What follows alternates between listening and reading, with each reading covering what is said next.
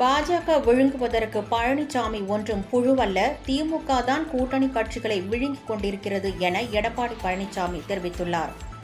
தஞ்சாவூர் மாவட்டம் கும்பகோணத்தில் அதிமுக பொதுச் செயலாளர் எடப்பாடி பழனிசாமி தமிழகத்தை மீட்போம், மக்களை காப்போம் என்ற தலைப்பில் பிரச்சாரத்தில் ஈடுபட்டார்.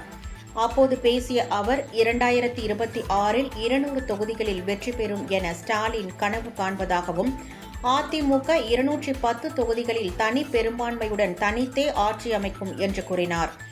அதிமுக ஆட்சியில் 17 மருத்துவக் கல்லூரிகள் கொண்டுவரப்பட்டது. திமுக ஆட்சிக்கு வந்து 50 மாதங்களில் ஒரு மருத்துவக் கல்லூரி கூட திறக்கப்படவில்லை என்றார். நீட் தேர்வை ரத்து செய்யும் ரகசியம் இருப்பதாக கூறிய உதயநிதி அதனை இப்போது பூட்டி வைத்துள்ளார் என்றும் கூறினார். பாஜக விழுங்க அதிமுக புழுவல்ல எனவும், கூட்டணி கட்சிகளைத்தான் ஸ்டாலின் விழுங்கிக் கொண்டிருக்கிறார், காங்கிரஸ் தேய்ந்து விட்டது, கம்யூனிஸ்ட் கட்சி கண்ணுக்கு தெரியவில்லை என்றும் அவர் அப்போது தெரிவித்தார்.